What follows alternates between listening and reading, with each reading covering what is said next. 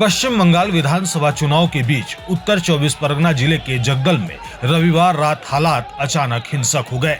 यह घटना उस समय हुई है जब कुछ ही घंटों बाद पीएम मोदी की एक बड़ी जनसभा प्रस्तावित थी। बताया जा रहा है कि विवाद की शुरुआत पीएम मोदी की रैली के लिए लगाए गए पोस्टर और झंडों को लेकर हुई। आरोप है कि टीएमसी और भाजपा समर्थकों के बीच पोस्टर फाड़ने को लेकर कहासुनी हुई, जो देखते ही देखते हिंसक झड़प में बदल गई। जगदल थाना के बाहर दोनों पक्षों के समर्थक आमने सामने आ गए और जमकर पत्थरबाजी, मारपीट और बमबाजी शुरू हो गई।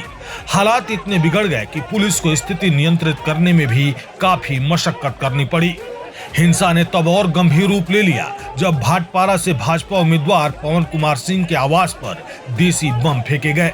इस हमले में इलाके में अफरा तफरी मच गई और संपत्ति को भारी नुकसान हुआ।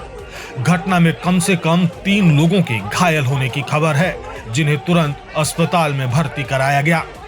भाजपा नेता का आरोप है कि पहले उनके कार्यक्रम में बाधा डाली गई और उसके बाद पोस्टर लगाने के दौरान उन पर हमला किया गया। आदरणीय नरेंद्र मोदी जी का जब हम लोग फोटो लगा रहे थे उनके स्वागत के लिए, तो उनके कुछ लड़के जाके वहाँ डिस्टर्ब कर रहे थे और उसके बाद फिर वो लोग ही जाकर फिर थाने में प्रतिवाद करने लगे।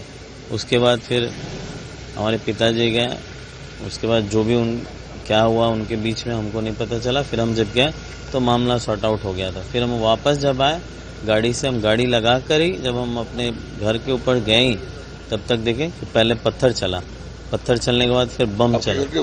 हाँ, हमारे यहाँ ये जो शटर था, मतलब हमारा ड्राइवर उस टाइम हमको ड्रॉप करके वहाँ खड़ा था, पानी पी रहा था।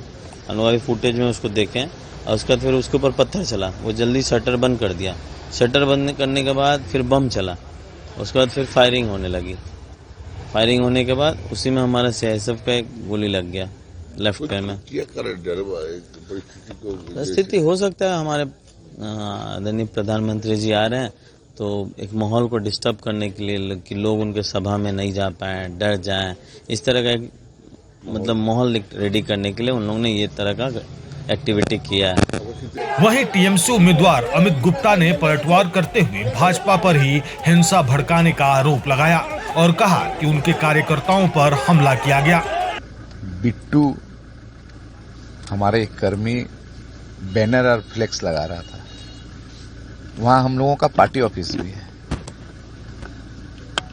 वहां पर गुड्डू सिंह, पिंटू सिंह उसको जबरन पीटता है, हमारा फ्लेक्स फाड़ दिया गया, हमारे पार्टी ऑफिस में अंदर जाके भांगचूर किया। इस घटना को लेकर हम लोग थाना में अभियोग करने आए थे, क्योंकि अगर कोई हमारे कर्मी के ऊपर अटैक किया है तो हम लोग तो थाना में जनाएंगे। तो हम लोग थाना में आए। थाना में जब हम लोग अभियोग जनाने गए, उसी समय अर्जुन सिंह अपने केंद्र वाहिनी को लेकर, सीआईएसएफ सिक्योरिटी को लेकर अचानक हम लोगों के कर्मी के ऊपर हमला कर दिया, जिसमें हमारे सौरभ सिंह पुलिस के सामने थाना के अंदर सीसीटीवी फुटेज है, मीडिया फुटेज है, मीडिया फुटेज भी आपको हम दे रहे हैं। अद्भुत बात है, हम लोग तो अंदर में थे, कंप्लेन लिख रहे थे, किंतु मीडिया के थ्रू ही देखा गया कि किस तरह से अर्जुन सिंह अपने सीआईएसएफ को लेकर गुंडागर्दी का प्रदर्शन किया। तो ये कोई नया बात नहीं है।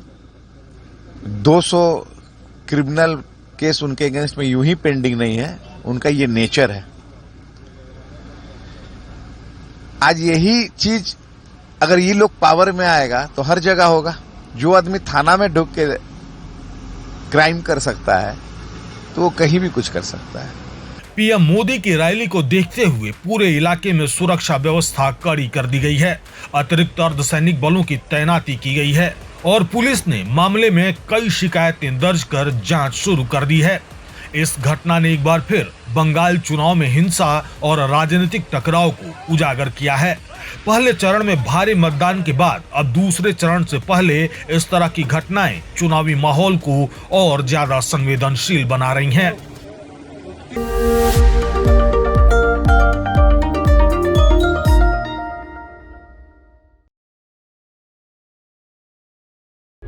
प्रभातखबर.com, विश्वास वही, रफ्तार नहीं।